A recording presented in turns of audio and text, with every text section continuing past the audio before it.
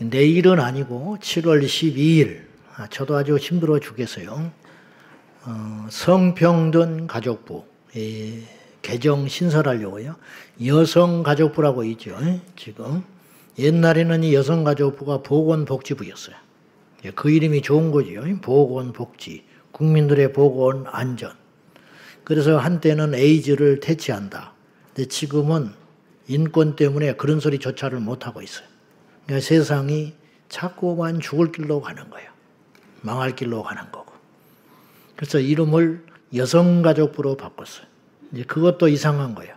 그럼 여성가족, 내가 뭐 남자, 여자를 가는, 어느 부서 이름을 정할 때는 어떤 특별한 특징을 가지면 안 되는 거예요. 여성가족부, 그러면 남성가족부도 있어야 되는 거지. 그래, 안 그래? 뭐, 페미니스트니 그걸 떠나서 상식적인 이야기를 하는 거예요. 나는 이상하더라고. 여성가족부? 그 우리나라는 여성만 있나? 가족에 여성만 있나? 이름 자체가 희한한 거죠. 그때부터 삐딱해지는 거예요. 그때부터. 그러더니 이제는 그 이름을 성평등 가족부로 바꾼대. 그러니까 이름 자체가 모순인 거예요. 성평등 가족부다? 그러면 가족 구성원을 성평등으로 만든다는 소린가? 근데 이제 누차 말했지만은, 우리 성도님들은 이제 많이 들어서 알겠지만은, 일반인들은 관심도 없고, 아무 문제점도 모르지만은, 양성평등과 성평등은 완전히 달라요. 우리는 헌법에 양성평등 나라예요. 근데 헌법보다 센 법이 없는데, 헌법을 초월하여 성평등이라는 말을 국가기관에 붙이면 위헌인 거예요, 사실은. 근데 그런 짓을 하려고 그러는 거죠. 그러니까 성평등이라 하면 왜 문제가 되냐면, 성평등은 남자, 여자를 의미하는 게 아니고 다양한 성을 의미하는 거죠. 그래서 그 안에는 성적 지향, 그리고 성 정체성 등등의 이름을 넣어가지고, 이제는 쉽게 말하면 동성애를 합법화하려고 하는 시도, 그것이 성평등 가족부의 이름을 바꾸는 전략으로 볼 수 있어요. 근데 폭주 기관차가 되는 거예요. 현 정부는 입법부, 사법부, 행정부를 다 장악한 듯 싶어요. 이게 지금까지 우리나라 6.25 이후에 70년 정권, 48년까지 다지면 75년으로 보지만은 이러한 정권은 없었어요. 독재 정권도 있었고 그랬지만은 견제 세력이 있었어요. 요새는 자유민주라는 이름으로 이 세 붓을 다 장악한 이상한 정권이 생겼어요. 잘하면 다행인데, 잘하면 제발 박수 쳐주고 좋지요. 그런데 만약에 이상한 방향을 잡아놓고, 나는 정부를 뭐 비난하는 게 아니라 누구든지 간에, 저도 마찬가지죠. 저도 어떤 힘이 주어진다는 건 굉장히 위험한 양날의 칼이에요. 그래서 폭주하면 안 되거든요. 그러면 본인도 불행하고, 처음에는 주변이 힘들어지고, 그 다음 본인도 끝에는 분명히 안 좋아져요. 우리는 이걸 인류 역사에서 다 봤어요. 나라를 위해서 기도를 많이 해야 돼요. 그러는데 미워도 기도해야 되고, 내가 지지하지 않은 정당이라 할지라도 하나님께서 이왕 이렇게 했으니까 기도해야 돼요. 그런데 첫 시도가 성평등 가족부를 한다는 것 자체는 대단히 위험한 시도다. 그렇게 봐요. 그래서 이 초장에 이걸 좀 막아야 한다는 생각이 강합니다. 그래서 7월 12일 오후 3시 숭례문에서 성평등 가족부 신설 반대하는 집회를 합니다. 여러분 기억해 주시고, 힘들겠지만은 6월 14일 날 한지 한 달도 채 안 됐는데 또 이 집회를 해야 되는 현실이 슬프고 비극적입니다. 6월 25일 날 또 우리가 한 500명 모여서 집회를 했는데, 어쨌든 무엇이든지 해봐야 하기 때문에 여러분들이 시간이 되시면 조금 모여주시면 되겠습니다. 7월 12일 오후 3시입니다. 따라합시다. 평생 기도를 위한 비결. 사람은요, 어느 정도 압박감을 갖고 살아가요. 없다면 거짓말이에요. 오늘 또 여러분이 압박감을 갖고 나왔어요.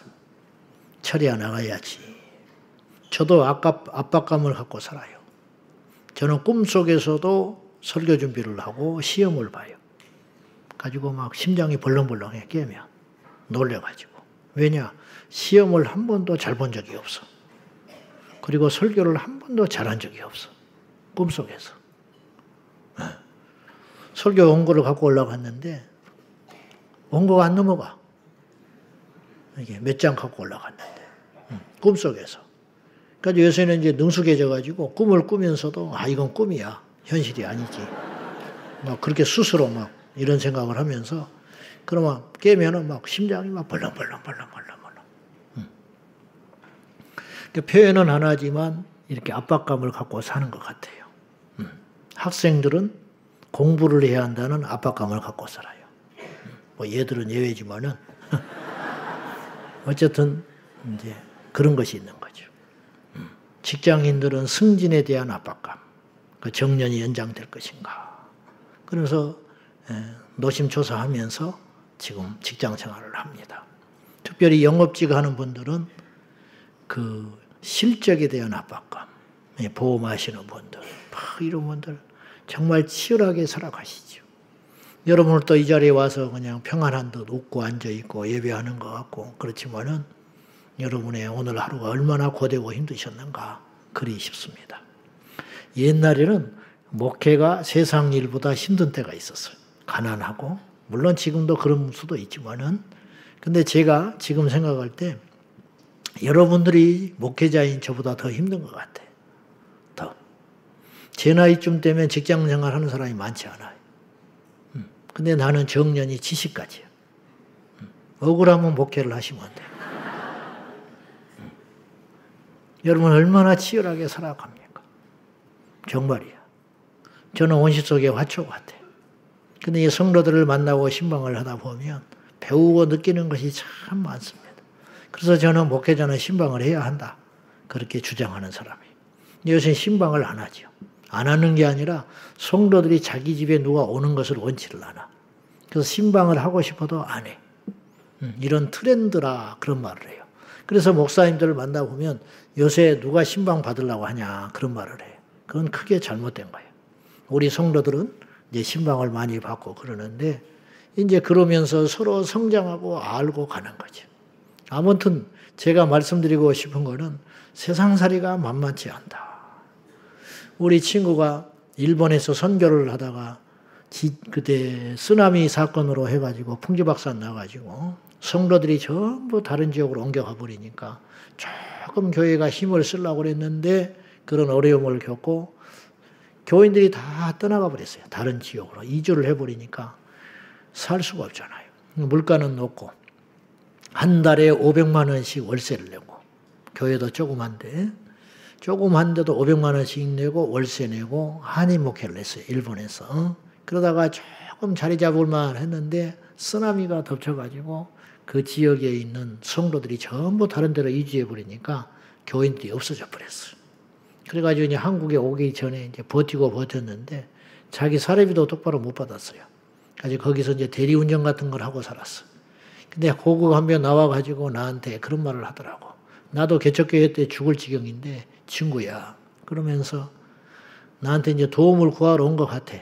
근데 꼴을 보니까 네 꼴이나 내 꼴이나 비슷하니까 말은 못하고 이제 내가 밥을 한 끼 사주고 이제 이야기하면서 이렇게 이야기를 하더라고. 친구야.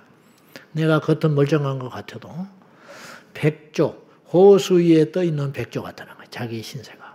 이게 무슨 말이냐 그랬더니 백조가 유유하게 이렇게 가잖아요. 근데 그 아래에서는 발을 막 이렇게 하고 있다는 거예요. 내가 그렇게 일본에서 살았다고. 그 말이 안 잊혀져, 영원히. 여러분들이 지금 막 이러고 있는 게 보여요. 응? 세상살이가 그렇게 살아가요. 그러나 하나님은 공평하신 분이에요. 여러분이 수고하고 애쓰시고 몸부림치는 것을 하나님은 절대로 헛되게 여기지 아니하시고 모른다 하지 아니하시고 공평하신 하나님이 반드시 하늘의 상으로 보상해 주실 것입니다. 그래서 지난번에도 내가 그런 이야기 했지만은 태어나서 물 한 번 안 묻히고 편안하게 살다가 예수도 믿고 집안도 다 예수 믿는 집에 만나가지고 그럭저럭 살다가 죽는 날에도 병 하나 없이 평안하게 살다가 죽었다. 하나님 앞에 가서 할 말이 있냐 이 말이에요. 뭐라 할 건데. 반면에 하루도 기도하지 않으면 못 살아. 하루도 말씀을 붙잡지 않으면 살 수 없다. 눈물로 점철된 그 인생. 그리고 죽을 때까지 별 응답도 못 받았어요. 평생 눈물 짓고 기도하고 예배하고 주님만 찾다가 갔어요. 천국에 갔어요. 그럼 하나님이 모른다 하시겠냐? 얼마나 고생했냐? 얼마나 수고했냐? 왜? 주님의 고난에 동참했으니까. 그럼 누가 진짜 복이냐 이 말이에요. 위로하려고 한 말이 아니에요. 생각을 조금만 해보면 무슨 말인지 아시겠죠 여러분? 우리가 바울을 부러워하잖아요. 바울. 그런 위대한 복음 전도자. 근데 그의 인생은 얼마나 피곤하고 벅차고 힘들었겠냐. 근데 부러워한다며. 그런 상은 거저 주는 게 아니라 그런 고난 끝에 맺혀지는 열매라 이 말이죠. 그래서 여러분 절대로 공평하신 하나님 앞에 우리가 믿음으로 끝까지 승리할 수 있기를 바랍니다. 압박감이라는 것은 잘못하면 인생을 파괴하지만 잘만 활용하면 좋을 수도 있어요. 예를 들면 당뇨가 있다. 당뇨가 있는 사람은 압박감을 갖고 평생 살아요. 라면을 먹고 싶어도 못 먹어요. 먹었다 해도 반드시 운동을 해야 돼. 칼로리를 소모를 해야 돼. 그러냐 당뇨 없는 사람은 막 라면 먹고 빵 먹고 커피 마시고 아이스크림 막 먹고 그러죠. 그리고 들어 넣어가지고 리모컨 돌리고 막 그러죠. 그래도 당뇨는 정상이야. 혈압도 없고. 근데 아십니까? 그 사람은 반드시 건강에 문제가 와. 당뇨는 없어도. 근데 당뇨가 있어. 당뇨가 있으니까 막 라면을 먹고 싶어도 죽을 지경인데 한 젓가락 먹고 딱 일어나 버려. 빵 한 조각 먹으면 막 뛰어야 되고. 불쌍해. 그런데 전체적으로 볼 때 그 사람이 오래 사는 거야. 그래서 요새는 말이 나오는데 무병장수가 아니라 일병장수. 무병장수가 아니야. 무병한 사람은 갑자기 팍 죽어버려. 건강 자신하고 살다가. 진짜예요. 근데 일병장수. 나는 병이 있어. 내가 지금 이렇게 앉아있으면 안 돼. 내가 이렇게 많이 먹으면 안 돼. 내가 이렇게 누워있으면 안 돼. 그런 경각심, 압박감. 그러니까는 결과적으로 누가 더 오래 사느냐. 병을 한 가지 있는 사람이 더 오래 살게 되더라. 그런 말이죠.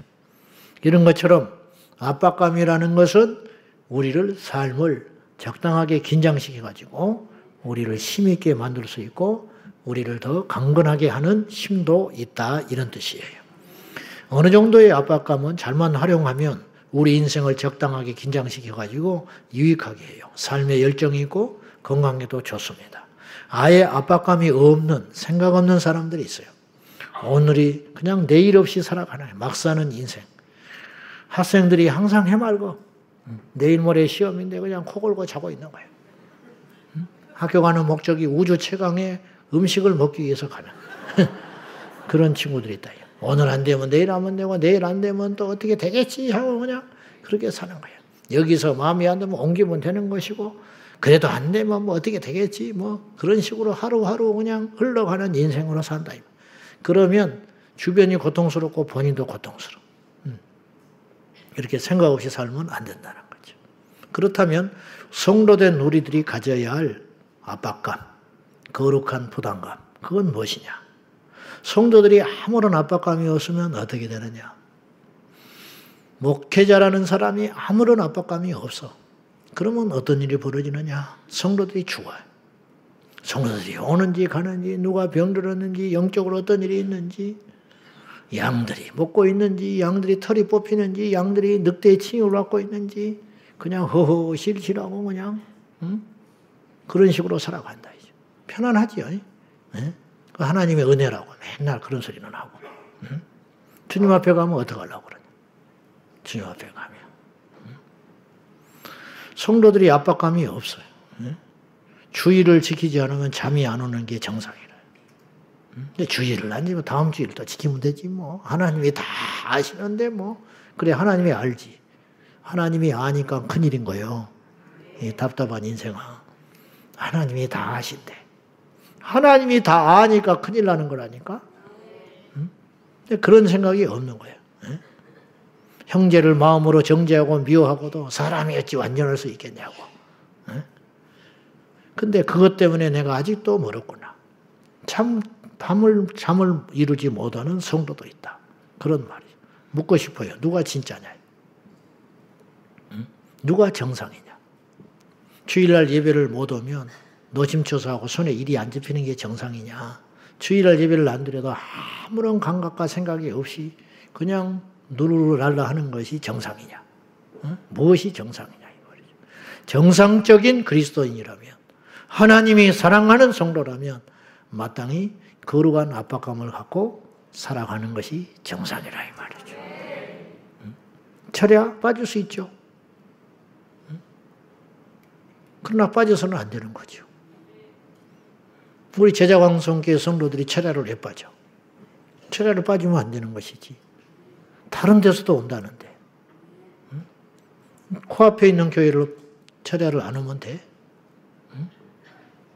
지방에서도 온다는데. 밥도 굶고 온다는데. 월차를 내고도 온다는데. 방에서 누워서 텔레비나 보고 있으면 되겠어? 그래도 양심이 조금 미안하니까 텔레비 좀 보다가 영상으로 이렇게 보다가 코 골고 있으면 되겠어? 근데 그것이 정상이 아니거늘 그것을 지극히 그러느니 하나님은 사랑이니까 그렇게 생각하고 살아가면 되겠냐. 영적으로 진전이 일어나겠냐 이 말이.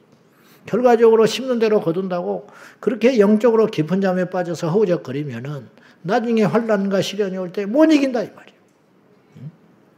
그러면 그 영혼은 어디로 가냐? 맷집이 없는데? 맷집이?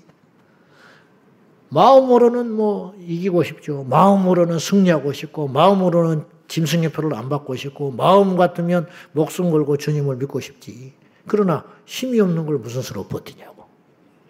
일제시대에 신사참배를 하면 안 된다는 걸 몰랐어요? 힘이 없으니까 못 버티는 거예요. 못 버티니까 자기 합리화를 하기 시작한 거예요. 이건 뭐냐? 우상숭배 아니라는 거예요. 우상숭배가 왜 아니야? 우상숭배지. 응?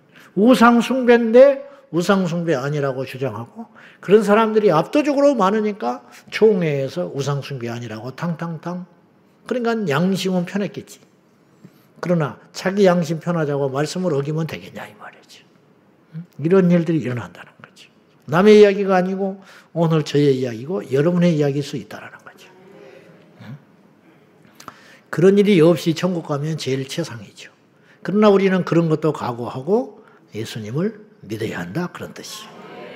오늘 우리는 기도를 주제로 말씀을 나누고 있어요.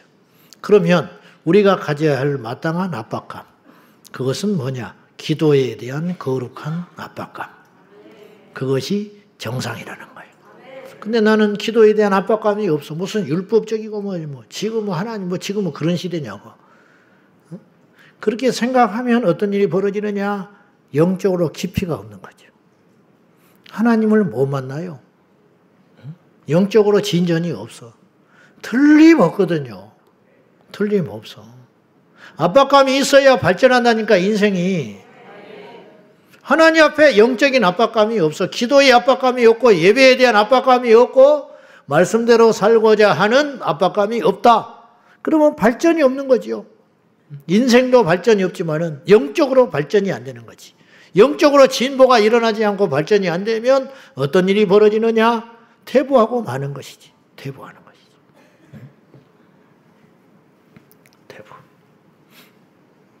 기도가 빈약할 때 단순히 응답을 못 받고 마는 것으로 끝나는 것이 아니고 사실 기도를 안 해도 잘 먹고 잘 사는 사람들이 이 땅에는 널려 있어요. 기도 안 해도 잘 먹고 잘 산다니까? 기도 안 해도 부자, 기도 안 해도 건강, 기도 안 해도 자식이 잘 커, 기도 안 해도 사업이 잘 될 수도 있다 이 말이죠. 그런 사람 많아요. 그건 근데 역설적으로 이게 뭘 말하는지 알아요? 그거는 우리에게 중요한 걸 가르쳐 주는 거예요. 그건 뭐냐? 기도라는 것은 단순히 기도 응답 이상의 가치가 있다라는 뜻이에요. 자, 기도 안 하는 사람도 잘 먹고 잘 살잖아요. 그러니까 기도하고 잘 먹고 잘 사는 거하고는 관계가 없다.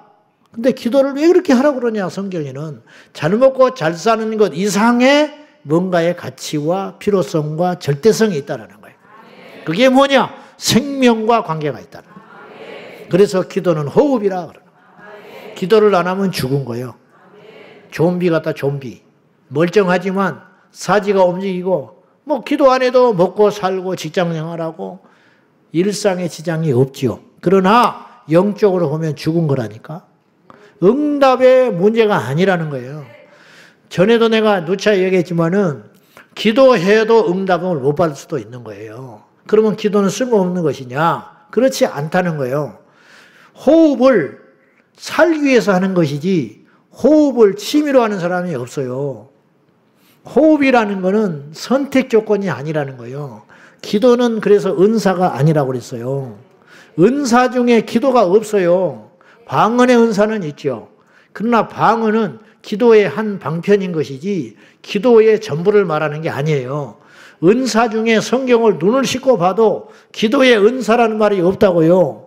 기도의 은사라는 말이 있다면 어떤 사람은 기도 안 해도 된다는 뜻이에요. 은사라는 것은 특정인에게 주어지는 하나님의 선물이거든요. 예언은 안 해도 되는 거예요. 어떤 사람은 예언의 은사를 받은 거예요. 어떤 사람은 병 고치는 은사를 받는 거예요. 모든 사람이 병 고치는 자겠느냐? 바울이 그랬거든요. 모든 사람이 병 고치는 게 아니에요. 모든 사람이 병 고치면 의사들은 다 굶어 죽으라고?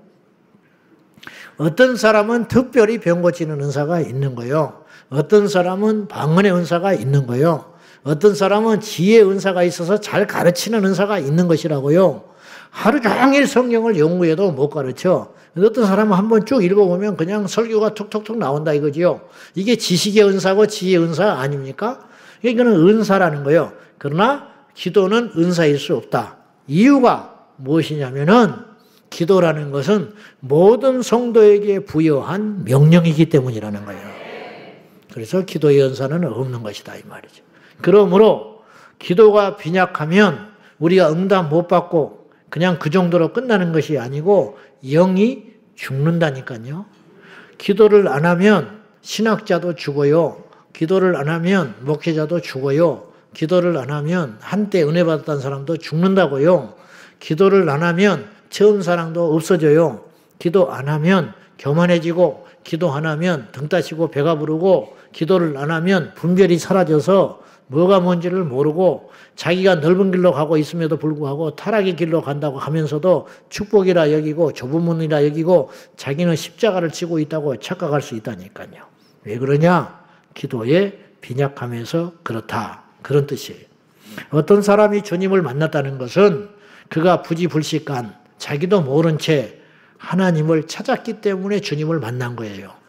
어떤 사람이 믿음이 자라났다는 것은 그것을 위해 알게 모르게 하나님 앞에 무척이나 기도했기 때문에 믿음이 성장하고 영적으로 강건한 자가 되는 것이에요. 거저 얻어지는 것은 없습니다, 여러분.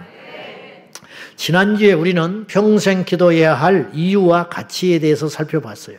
그래서 이제 이 본문에 평생 기도, 내가 이제 기도하면서 금요일 날 말씀을 준비하다가 평생 기도라는 주제가 마음에 딱 와서 본문을 찾아보니까 시편에 있더라고. 그래서 평생에 기도하리로다. 다윗은 사망의 줄이 나를 두르고 수월의 고통이 내게 이르렀다 할지라도 그로 인하여 내 인생의 환난과 슬픔을 만났을 때라도 다윗은 무엇을 결단했냐면 여호와의 이름으로 기도하기를 결단한 사람이라. 그래서 내가 평생 기도하겠습니다. 하나님 앞에 결정한 거예요. 기가 막힌 멋진 결정을 한 거지요. 사람이 마음 먹는다고 다 되는 건 아니에요. 그러나 마음을 먹잖아요. 그건 목표를 정했다는 뜻이거든요. 목표를 정하면 그쪽으로 눈이라도 돌리고 죽을 수 있어. 내가 에베레스트 산맥을 등정하는 것이 목표다 인 사람은 적어도 정발산은 오르고 죽는 거야. 그죠?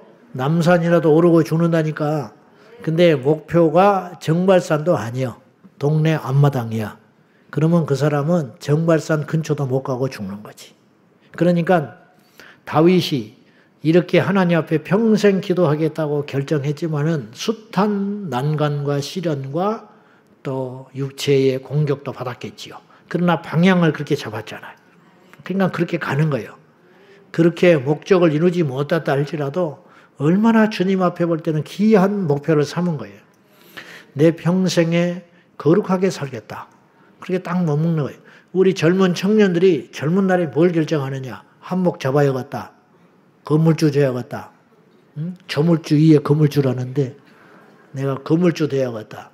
내가 부자 남자 하나 잡아야겠다. 내가 부잣집 처갓집에 가서 장가가야겠다. 그런 쓰잘데없는 목표를 정하지 말고 내 평생에 하나님 앞에 거룩하게 살겠다. 그렇게 마음 먹으면 어떤 일이 벌어지느냐? 내 발걸음과 내 인생의 방향이 자꾸만 그쪽으로 옮겨지고 그러다가 나중에 주님 앞에 가기 직전에는 예수님의 형상 닮아져서 천국 가게 되는 것이라는, 얼마나 멋지고 귀하냐 이 말이죠. 할렐루야. 그 인생을 하나님이 버리시겠냐? 그리 아니하실지라도 상관없어. 왜냐? 내 영은 살았기 때문에.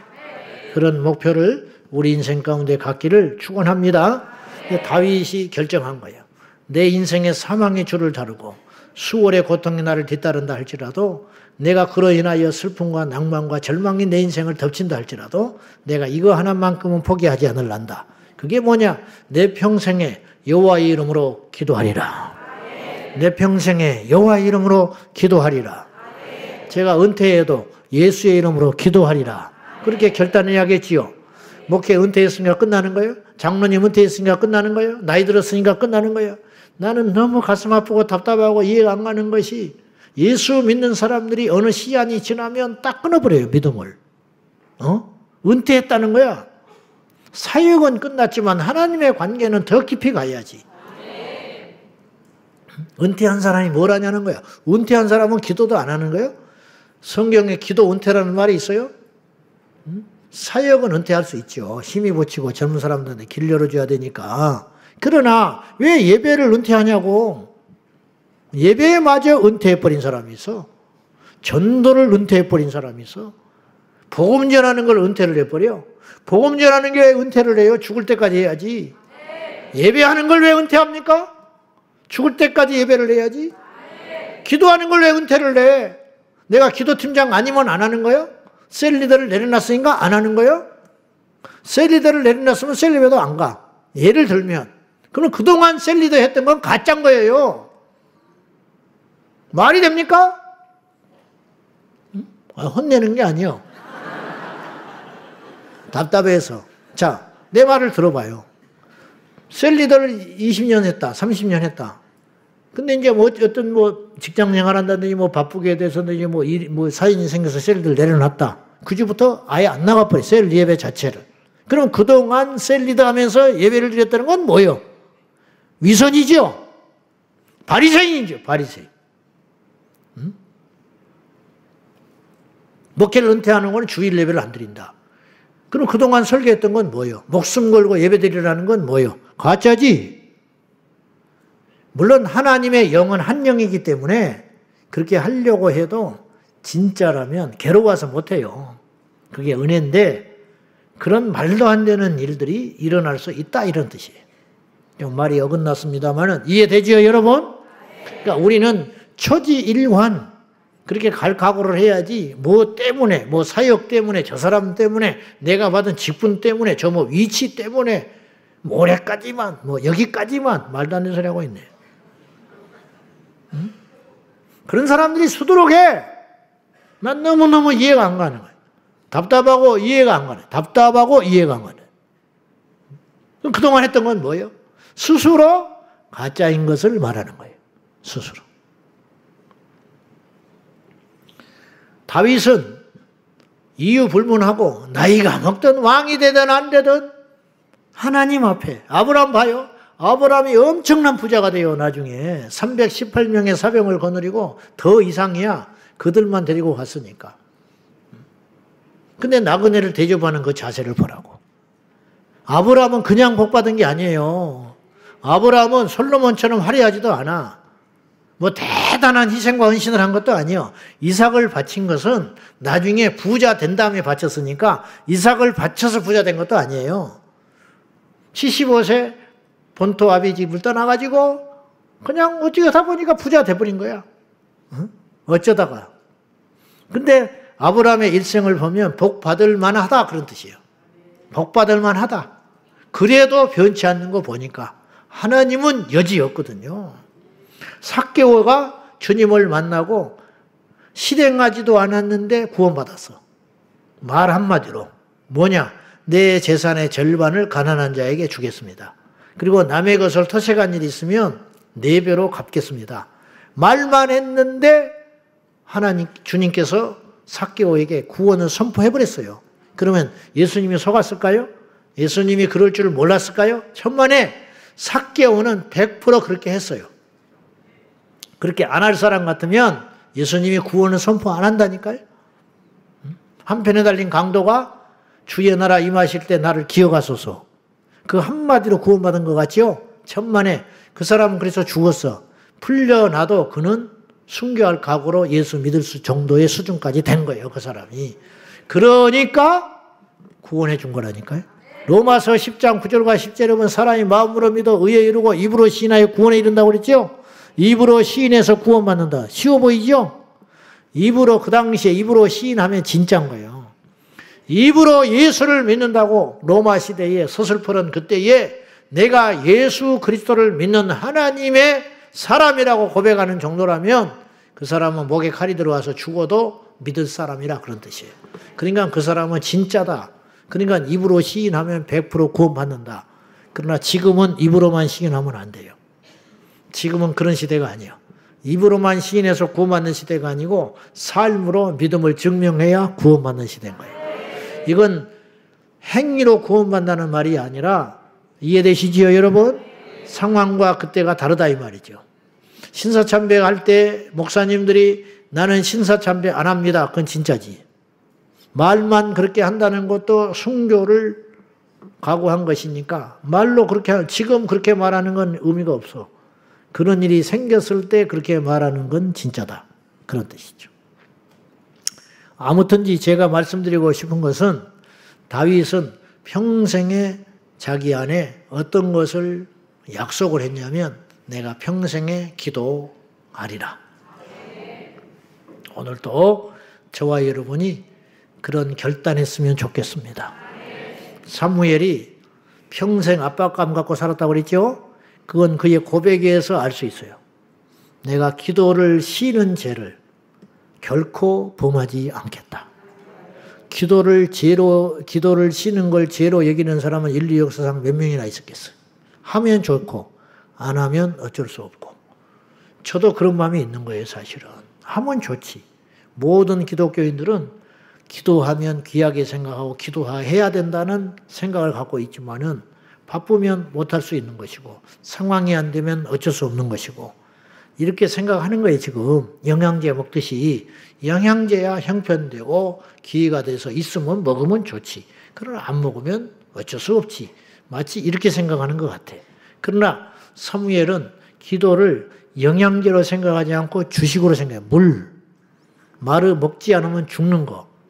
사무엘은 내 평생에 기도를 쉬는 죄를 결코 범하지 아니하리라. 그러니까 지금까지 그렇게 살아온 거예요. 앞으로도 그렇게 살겠다는 선언이죠. 사무엘은 단 하루도 편하게 잠든 날이 없었고 하루도 사실은 마음 편한 일이 없었어요. 이스라엘 백성들 때문에 고통을 받았고 자기 두 패여간 자식들 때문에 고통을 받았고 그리고 자기가 영적으로 잠들지 않아야 한다는 압박감 때문에 고통 속에 살아간 거예요. 그래서 사무엘은 교만할 수 없었어요. 그래서 사무엘은 왕의 자리를 탐낼 수가 없는 사람이었어. 사무엘은 맘먹으면 킹메이커가 아니라 킹이 될 수 있는 사람이었어요. 그러나 그는 원치 않았어요. 그리고 이스라엘을 순회하면서 백성들의 애로사항을 듣고 그것을 한 짐 기도 제목으로 가져와서 또 기도하고 그래서 사무엘이 백성들 앞에서 자신을 그렇게 소개하잖아. 내가 불의한 제물을 받은 적이 있느냐? 내가 뇌물을 탐한 적이 있느냐? 백성들이 없다고 그래요. 인정했어요. 그렇게 깨끗한 사람. 알고 봤더니 그는 기도의 사람이었기 때문에 가능한 일이라. 다윗이 깨어서 기도했다면 우리아의 아내에 넘어갔겠냐? 안 넘어갔다. 절대로 안 넘어가요. 여지 없어요. 깨어 있어야 합니다. 깨어 있어야 합니다. 평생 깨어 있어요. 여기서 부산 400km 내려가는데 1분 졸았어. 6시간 가는 동안에 죽는 거야. 1분 졸았어. 이해돼요, 여러분? 1분 졸았다고 죽어버리네. 1분이 아니라 10초만 졸아도 죽어. 내가 졸아서 사고 한 번 났잖아. 몇 년 전에. 창피해서 말도 못했지만은. 그때 뭔 일이 있었어. 행신동에 가서 신모 국회의원을 만나가지고 한번 붙어가지고 열이 받아가지고 왔어. 월요일 날. 오는데 엄청 피곤하더라고. 그래가지고 이 주염역 이쪽에 와가지고 이렇게 우회전 틀어가지고 집에 후곡마을에 살 텐데 이렇게 오다가 나도 모르게 그래가지고 옆에 이거 인도 막아놓은 거 보도 불러가지고 가서 턱 박아가지고 근데 천천히 박았으니까 근데 너무 창피한 거 있죠. 왜냐면 눈이 온 것도 아니고 거기서 박은 놈은 나밖에 없는 거야.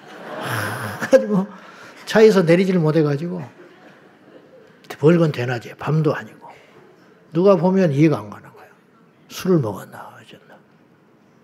그래가지고 혼자 들이받고는 차를 박은 것도 아니고 혼자 가서 들이받고는 뒤에 차 다 갈 때까지 기다리고 있다가 나와가지고 우리 김수자 권사님한테 전화를 했지.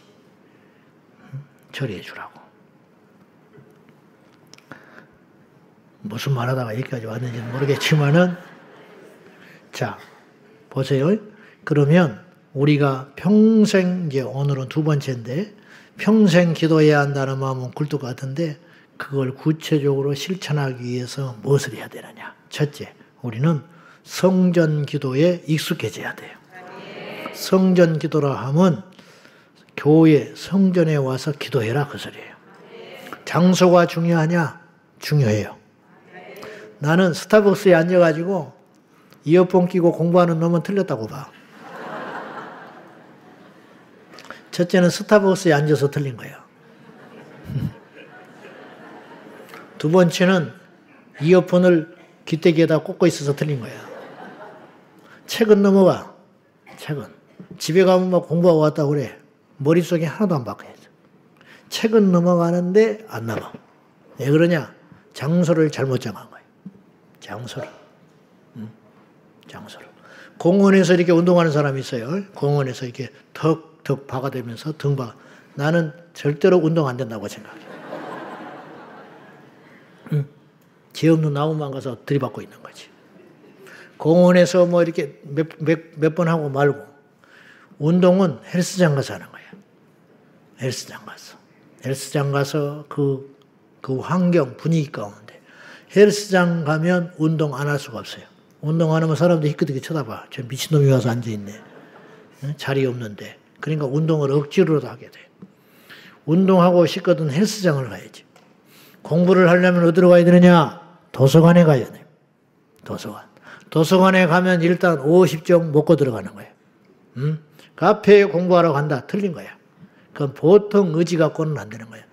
카페에 가서 공부할 의지를 가지고 도서관에 가면 폭발하는 거야. 폭발. 그러니까 카페 가지 말고 도서관에 가서 공부를 하면 효과가 엄청나게 있을 거 아니에요. 장소가 그렇게 중요하다 그런 뜻이에요. 여러분 헬스장 가서 공부하면 되겠어요? 도서관에 가서 운동하면 되겠어요? 안 되는 것이죠. 기도를 자기는 운전하면서 한다는 사람이 있어. 겉으로는 그럴듯해요. 뭐 24시간 깨어 있는 것처럼. 그게 기도가 되겠어? 응? 그러니까 안 하는 것보다는 낫지만은 운전하면서 기도하려면 어마어마하게 깨어 있어야 되는 거예요. 그죠? 운전하면서 기도를 하려면 다른 생각을 물리치고 눈에 들어오는 거, 귀에 들리는 걸 물리치고 하나님께 집중해서 그 기도도 틀렸다는 게 아니지만은 제가 말하는 것은 운전을 하면서 사방을 살피면서 눈을 뜨고 운전을 하면서 깨어서 기도한다는 것은 어마어마한 노력과 깨어있음이 필요하잖아요. 그 정도의 노력을 10분의 1만 성전에 와서 기울이면 엄청나게 기도할 수 있다는 뜻이에요. 그러니까 장소가 중요하다. 그런 뜻이에요. 그러므로 성경은 성전 기도의 중요성을 아주 자주 언급하고 있습니다. 우리가 무심코 지나서 그렇지 다 시간이 없어서 다 그건 못하지만 열왕기상 8장 41절에서 43절까지 보시면 한번 보지요. 시작. 또 주의 백성 이스라엘에 속하지 아니한 자 곧 주의 이름을 위하여 먼 지방에서 온 이방인이라도 그들이 주의 크신 이름과 주의 능한 손과 주의 펴신 팔의 소문을 듣고 와서 이 성전을 향하여 기도하거든 주는 계신 곳 하늘에서 들으시고 이방인이 주께 부르짖는 대로 이루사 땅의 만민이 주의 이름을 알고 주의 백성 이스라엘처럼 경외하게 하시오. 또 내가 건축한 이 성전을 주의 이름으로 일컫는 줄을 알게 하옵소서. 솔로몬이 성전을 하나님께 봉헌하면서 무슨 기도를 했냐면은 이방인이라도 우리 이스라엘 백성 아니고 이방인이라도 성전을 향하여 손을 들고 기도하면 주께서는 들어주소서. 자 보세요. 성전에 간 것도 아니야. 성전을 향하여 그리고 자격이 있는 것도 아니야. 이방인들이 성전을 향하여 손만 들고 기도해도 하나님은 달리 봐주십시오. 그러니 하나님의 자녀가 성전 안에 와서 기도했다. 역사가 일어나겠어요? 안 일어나겠어요? 왜 대답이 작아? 역사가 일어나요? 안 일어나요? 물어보면 잔소리죠. 물어보면 잔소리. 사도행전 22장 17절과 18절 다 같이 시작.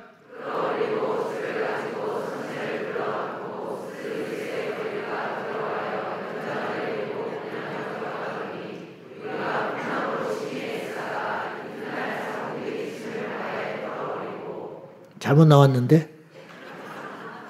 내가 잘못했는가 거기서 잘못했는가 내가 잘못했겠지요. 제가 읽을게요. 후에 내가 예루살렘으로 돌아와서 성전에서 기도할 때에 황홀한 중에 봄에 주께서 내게 말씀하시되 말씀하시되 속히 예루살렘에서 나가라. 그들은 내가 네게 대하여 증언한 말을 듣지 아니하리라 하시거늘. 이게 무슨 말이냐? 바울이 자기의 간증을 하는 거예요.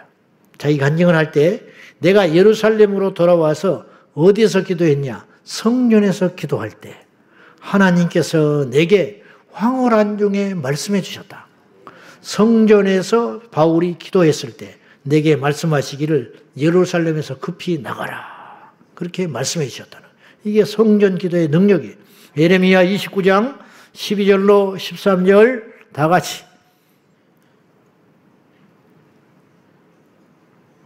시작. 너희가 내게 부르짖으며 내게 와서 기도하면 내가 너희들의 기도를 들을 것이요 너희가 온 마음으로 나를 구하면 나를 찾을 것이요 나를 만나리라. 잘하는 말씀이죠.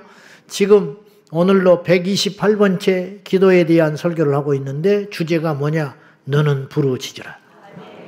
그 주제를 가지고 하는데 너희가 내게 부르짖으며 내게 와서 기도하면 와서 기도하라고 그랬어요. 어디로 오라는 말이 생략되어 있는 거예요. 어디로 오라 했겠어? 주의 전에 와서 기도하면 할렐루야. 성전이 없다면 교회가 없다면 모르지만 도서관이 있는데 왜 도서관을 안 가냐 이 말이에요. 응? 도서관이 있는데 교회가 있는데 왜 교회 가서 기도를 안 하냐 이 말이에요. 무슨 오기로 10m만 가면 교회인데 왜 공원에 앉아서 기도를 하고 있냐 이거예요. 도대체 그 머릿속으로 알고 싶다 이 말이에요. 응? 온 땅의 성전인데 우리나라는 이렇게 복을 받았는데 집 밖에 나가서 500m만 걸어가면 사방이 교회고 5분만 차를 타고 가면 교회인데 왜 교회 가서 기도를 안 하냐. 우리가 평생 기도하는 비결 그건 뭐냐? 주의 전에 올라가 기도하는 거라. 제가 했던 말 기억나죠? 대포로 파리 잡자. 무슨 말이냐? 2시간 차를 타고 1시간 기도하고 다시 2시간 차를 타고 간다. 그래도 와라. 그래도 그것이 낫다. 왜? 성전의 기도는 그만큼 폭발적이고 효과가 있다 이런 뜻이에요. 지금 원근학자에서 오셨잖아요. 철야에.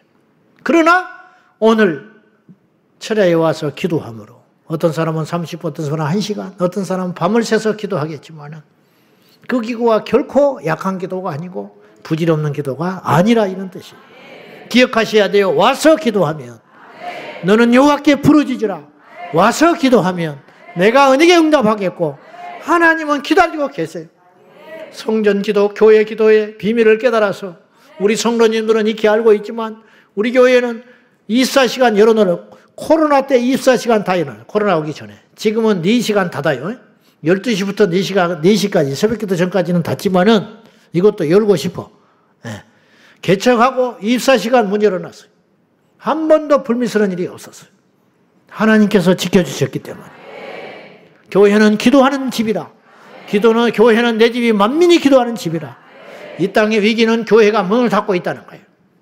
교회가 문을 열고 성도들이 와서 기도하면 누구든지 와서 내 교회, 네 교회 성도가 아니라 우리 교회 성도가 아니더라도 그래서 우리 교회는 도심 속의 기도원이 되자. 이것이 내 소원이라. 낮에도 기도하고 밤에도 기도하고 새벽에도 기도하고 교회의 목적이 어디냐 이 말이야. 건물을 그렇게 잘 지어놔서 어디다 써먹냐 이 말이야.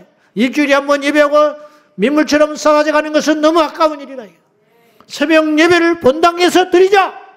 한 명이 오더라도 본성전을 열어놓고 언제든지 기도하는 사람은 마땅히 그런 대우를 받아야 할 이유가 있으니 겨울에는 따뜻하고 여름에는 시원하게 누구든지 와서 기도해야 한다. 다른 거는 아끼더라도 본당에 뭐 냉난방 하니까 아까우니까 그건 그렇게 아끼는 게 아니라는 거예요.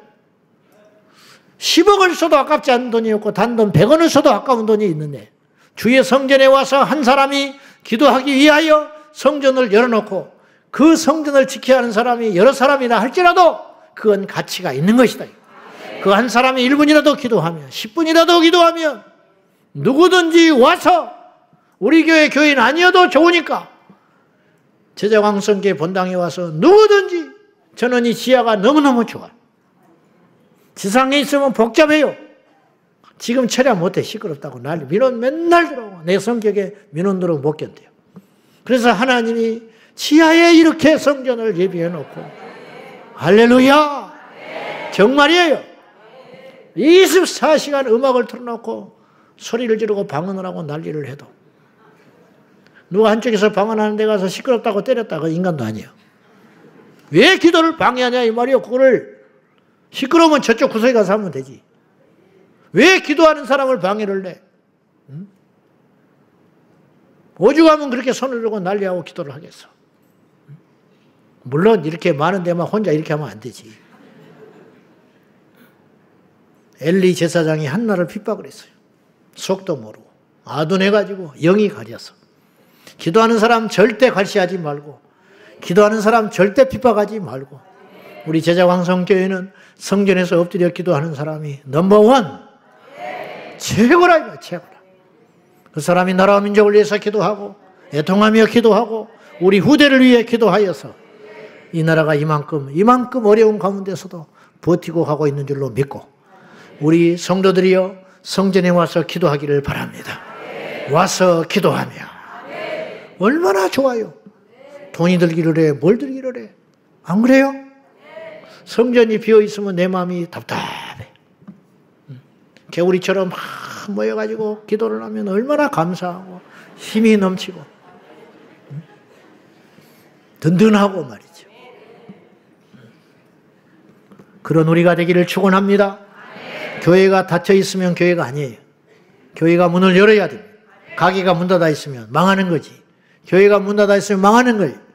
교회가 문을 열어서 누구든지 와서 기도하고 무엇을 위해서도 기도하고 그리하면 살아나게 될 줄로 믿습니다.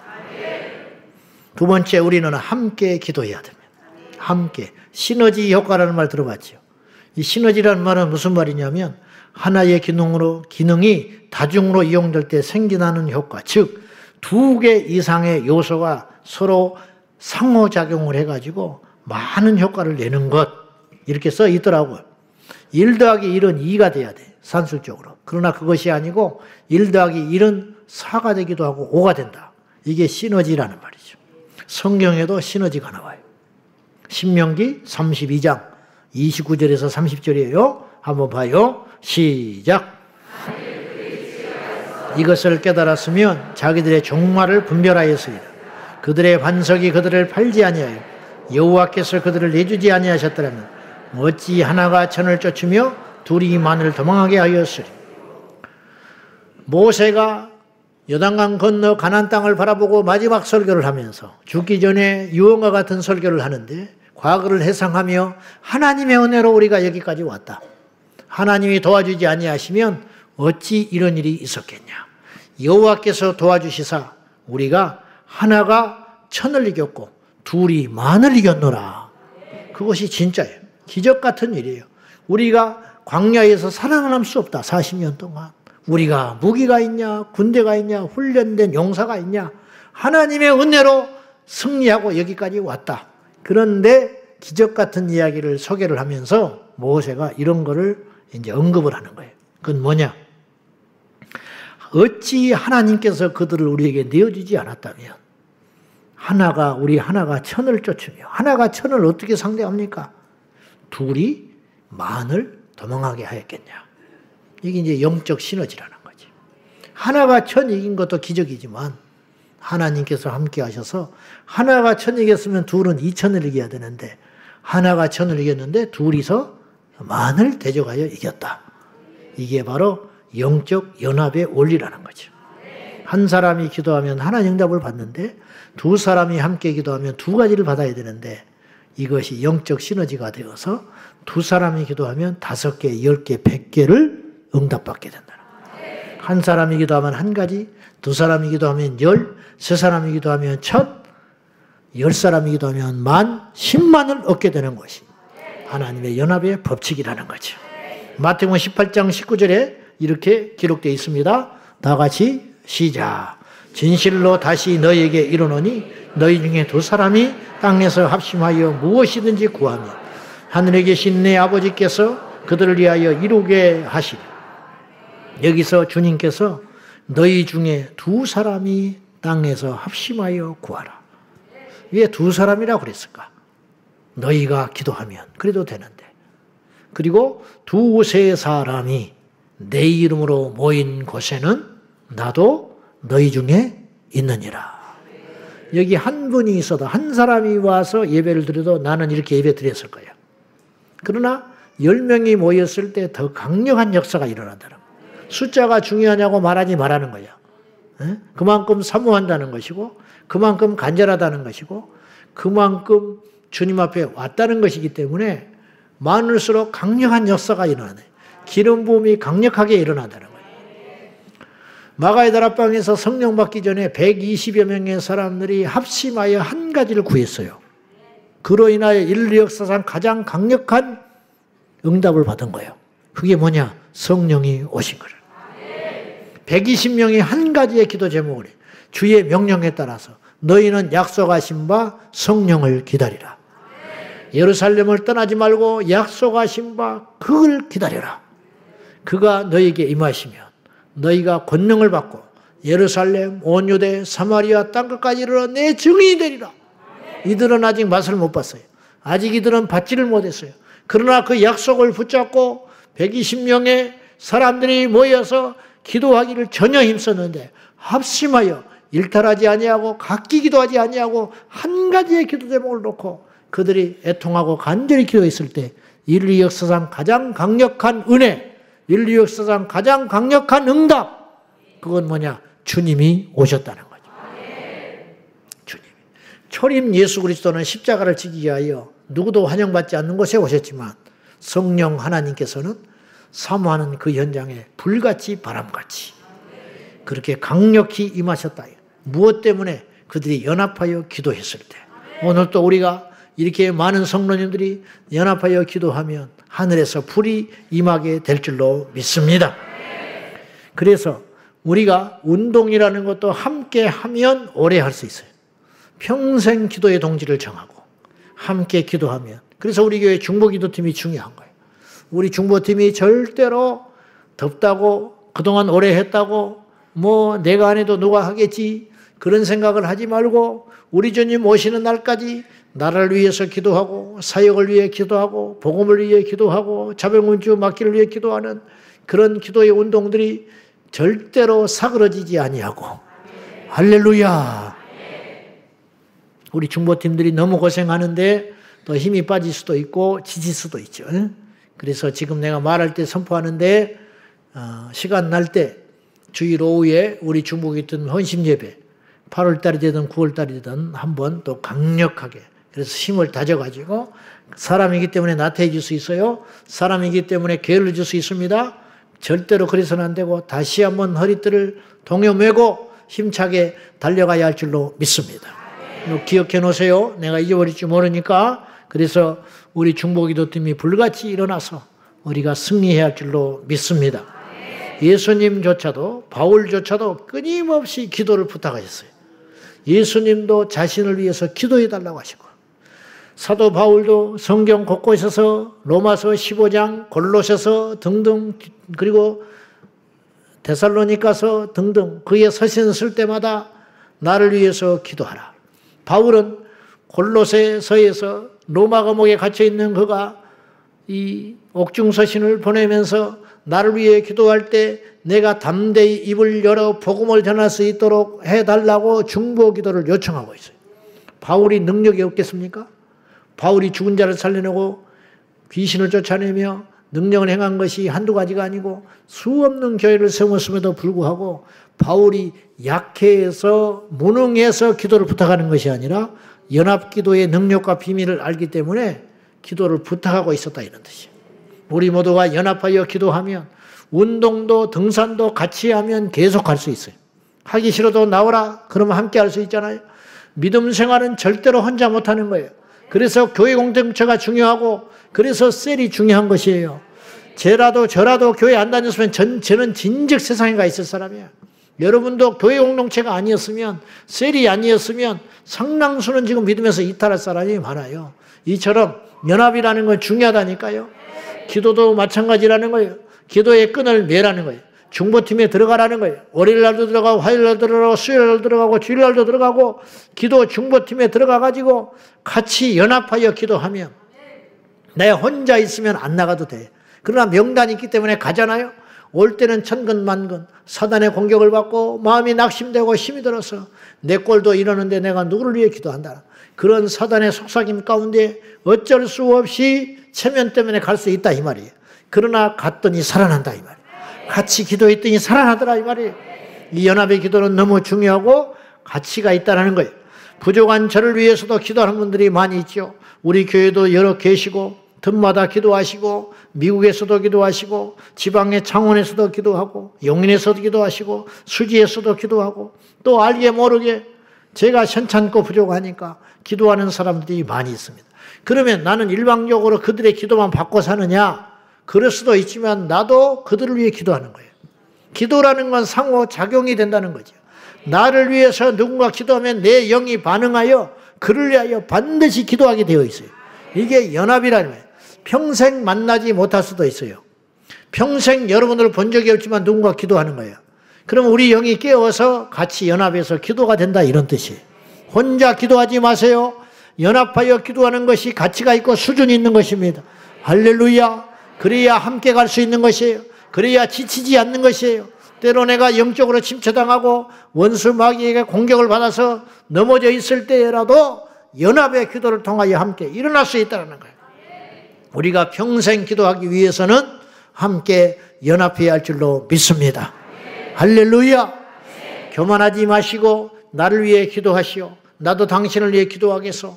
이렇게 서로 기도 약속을 하면서 촘촘하게 사방으로 한 사람만 하는 것이 아니라 이 사람에게도 저 사람에게도 여기에도 저기에도 기도를 부탁해가지고 이것이 연결돼가지고 7월과 날실과 올실이 돼가지고 촘촘하게 차여져가지고 어디를 가든지 나를 위해 기도하는 자가 있고 어디를 가든지 내가 누군가를 위해서 기도하는 사람이 있다.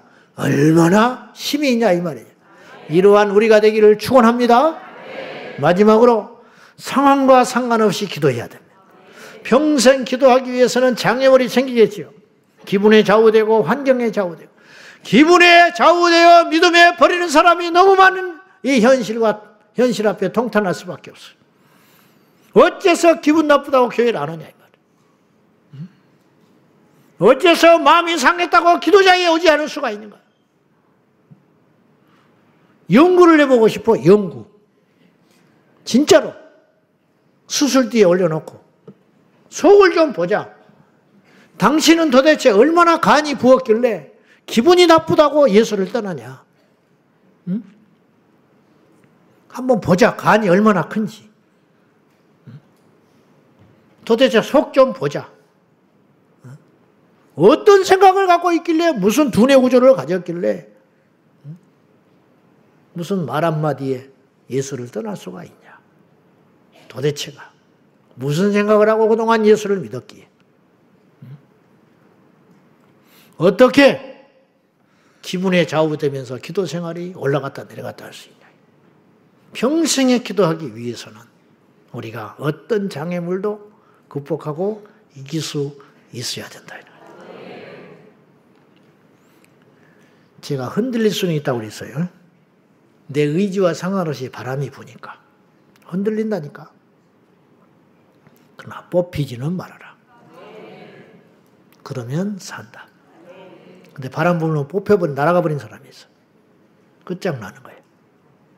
끝장나는 거예요. 난 믿음 아니라고 봐요.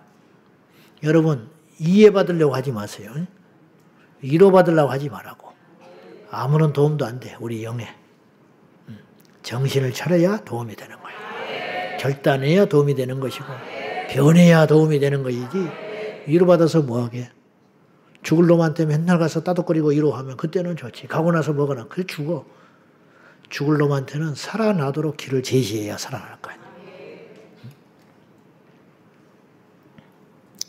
기분에 좌우되고 환경에 좌우되면 그럭저럭 살아가요. 역경을 이겨내 사람들의 인류사의 발자취를 남긴, 무언가를 남긴 사람들은 역경을 이겼듯이 기도의 열매도 역경을 이기고 나서 맺혀지는 열매라는 거예요.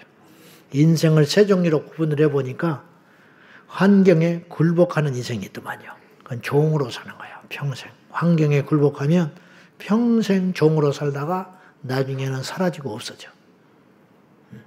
환경에 순응하고 적용하는 인생이 있어요. 유지는 해. 유지는 해. 그러나 망하지는 않지. 그러나 그냥 그렇고 살다 가는 거야. 그런데 환경을 극복하고 이기는 사람이 있어요. 근데 따져보면 인간이 만물의 영장이 된 이유는 환경을 이겼기 때문이에요. 지금 짐승들이 소멸해가지요. 환경을 못 이기는 거예요. 그러나 인간은 환경을 이겨요. 지금까지 이겨왔어. 그래서 만물의 영장이 되었고 번성하고 땅을 정복하고 다스리는 존재가 된 거죠. 믿음의 사람이라는 건 뭐냐? 우리 주님은 우리에게 환경을 주시면서 환경을 정복하고 다스리라고 그랬어요. 우리 마음을 다스리라고 하셨어요. 내 마음에 져버리는 거야. 환경에 져버리는 거야. 바빠서 안 된대. 힘들어서 안 된대. 나이 들어서 안 된대. 요새 그렇대. 요새 좀 그래요 그래. 뭐가 그런데? 요새 좀 그렇대. 그래서 좀 쉰대. 무슨 말인지 알겠는데 그것이 답이냐 이 말이에요. 그래서는 안 된다. 그래서는 안 되고 이겨라. 돌파해라. 사망이 나를 두르고 수월이 내 발목을 잡아도 내 평생에 여호와께 기도하리이다. 그것이 있어야 한다는 거죠. 그거. 치망순역지라는 말이 있어요. 치망순역지. 대단한 말 같은데 치망순역지. 이빨이 없으면 잇몸으로 한다. 그게 한자요. 이빨이 없으면 잇몸으로도 해야지. 잇몸이 없으면 입술로. 입술로라도 해야지. 이가 없으면 잇몸이라도 씹어서 먹어야 할 거 아니에요. 잇몸이 없으면 입술로라도 씹어 삼켜야 할 거 아니에요. 그것도 안 되면 믹서기에 갈아가지고 마시기라도 해야 할 거 아니에요. 그래야 살아야 할 거 아니에요. 살아야지. 차가 없다. 차가 없으면 못 오는 거예요? 있던 차가 없어지면 못 오는 거예요? 그래서 못 오겠대. 창피하고 불편해서. 차가 없으면 지하철로 와야지. 응? 지하철이 없으면 버스 타고 와야지. 버스가 없으면 자전거 타고 와야지. 자전거가 없으면 걸어와야지. 걸어올 수 없으면 기어와라. 오다가 죽더라도 와라. 그러면 된다. 어제 신방을 갔는데 우리 집사님 예전교회 성도님이라고 몸이 안 좋은 분이 오셔가지고 같이 예배를 드리게 됐어요. 그분은 4년간인가 교회를 못 갔다고 집에서 계셨다고. 그리고 영상으로 예배를 드린대. 그래서 내가 그랬어요. 교회를 가시오. 우리 교회에 50분대 멀어서 못 온다는 거예요. 가까운 교회를 가라. 집에서 영상으로 예배 드리는 것보다는 100배 낫다. 못 일어난다. 그러면 일단 나와 집을. 주일날 교회를 가. 가다가 도착을 못하고 중간에 가다가 머물렀다. 그러면 중간까지만 갔다가 집에 와도 하나님은 당신 예배를 받으신다. 어찌지 몇 번 시도하다가 교회를 갔다. 교회를 가서 앉아 있었다. 근데 1시간을 못 채워. 너무 힘들어서. 그러면 뒤에 앉아 있다가 나와. 중간에 도저히 못 앉아 있을 수 있는 체력이 안 되면 그래도 하나님은 당신 예배를 받아. 그러다가 이제 나중에 1시간을 채우게 되는 거예요. 그러다가 한 번 가다가 두 번 가다가 이제 수요일 날도 가고 철야도 가고 새벽기도도 가고 그러면 살아나는 거라. 그렇게 그걸 해봐라. 근데 아예 포기하고 둘은 어디있다? 끝장나는 거예요. 절대 못 일어나요. 그러므로 이가 없으면 잇몸이라고 내 인생에 장애물이 오고 어려움이 오고 시련이 와도 내 평생에 기도하리라. 저는 확신하건대 그렇게 마음먹으면 마귀는 떠나갑니다. 마귀가 왜 우리를 농락하고 공격하고 수를 쓰냐면 통하니까 그러는 거예요. 딱 건드리면 돼. 얘는 이 정도 하면 돼. 재밌잖아요. 계속 그걸로 계속 이 정도에서 또 한 번 딱 하면 틀림없이 넘어지고 자빠질 놈이라. 근데 딱 해보니까 안 돼. 그럼 어때요? 떠나게 되는 거죠. 할렐루야. 그렇게 만들어버려라. 이건 독종이라 안 된다. 안 돼. 그래서 떠나는 거예요. 근데 먹히게 하지 말라는 거예요. 마귀의 술수가 통하지 않게 만들어라. 환경에 넘어지지 않고 장애에 넘어지지 않고 내 마음에 무너지지 아니하고 어떤 상황 속에서도 하나님 앞에 내 평생에 기도하리라. 전진하고 달려가면 주님께서 반드시 우리와 함께 하시고 우리에 있는 모든 장애가 예수 이름으로 극복되게 될 줄로 믿습니다. 핑계대지 말자 이 말이에요. 다윗은 골리앗과 싸우면서 핑계대지 않았어요. 다니엘은 기도를 방해받을 때 핑계대지 않았어요. 사도 바울은 감옥 안에서 징징거리고 핑계대지 않았어요. 그곳에서도 찬송하고 기도했어요.